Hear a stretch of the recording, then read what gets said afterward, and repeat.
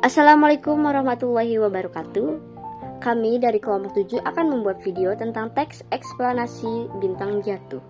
Sebelum itu, kami akan memperkenalkan diri. Saya Najwa Hairunisa dan 3 teman saya, yaitu Adinda Salsabila, Muhammad Raihan Ardeva, dan yang terakhir ada Zahra Dwi Cahyani. Halo semua, kami akan membuat video teks eksplanasi tentang bintang jatuh. Sebelum itu, apa sih bintang jatuh? Secara sains, bintang jatuh disebut meteor.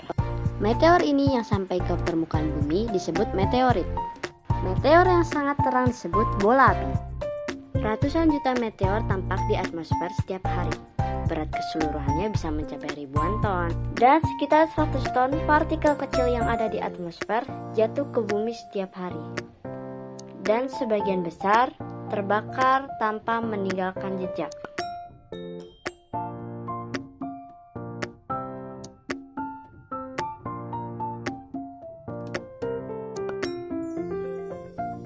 Benda-benda di luar angkasa ditarik masuk oleh gaya gravitasi bumi. Walau di luar angkasa tidak ada gaya gravitasi, bukan berarti gaya gravitasi di luar angkasa sama dengan nol. Karena semakin dekat benda langit atau benda antariksa dekat dengan suatu planet, maka daya gravitasi yang ditarik dari sebuah planet tersebut untuk menarik benda luar akan semakin besar. Jadi, benda luar itu bisa masuk ke planet kita akibat gaya gravitasi kuat. Buktinya, bumi masih berada di orbit yang sama selama 5 miliar tahun. Bintang jatuh? Bintang jatuh adalah fenomena alam yang selalu menarik perhatian. Tentu saja, saat ada benda langit yang terbakar di atmosfer dan memasuki bumi, maka orang langsung menyebutnya sebagai bintang jatuh. Fenomena alam di langit ini bisa terlihat cukup jelas pada siang dan malam hari karena terangnya cahaya yang dihasilkan bintang jatuh. Bintang jatuh sebenarnya adalah benda langit yang memasuki atmosfer bumi. Benda langit atau partikel angkasa apapun yang masuk, mulai dari sebesar butir pasir atau bola golf, bisa saja menjadi bintang jatuh. Namun, seringkali material tersebut sudah terbakar habis sebelum dapat menjangkau permukaan bumi.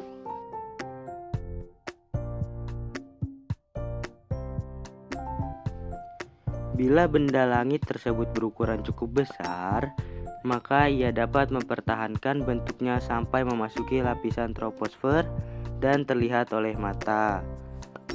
Bila berukuran lebih besar lagi, maka bisa saja jatuh ke permukaan bumi dan meninggalkan jejak berupa kawah.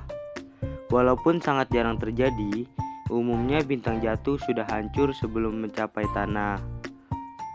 Seperti yang sudah dijelaskan sebelumnya, benda langit dengan ukuran cukup besar berpotensi untuk menjadi sebuah bintang jatuh.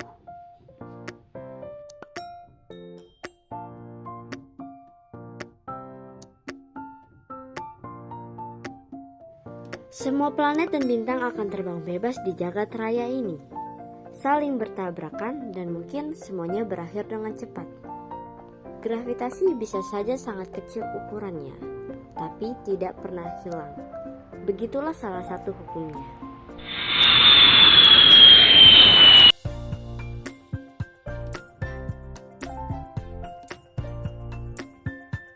Bintang jatuh dapat terjadi saat bumi melewati awan debu atau juga berpapasan dengan pecahan asteroid.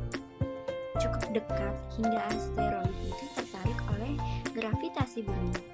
Benda langit tersebut memasuki atmosfer bumi dan terpengaruh gravitasi bumi.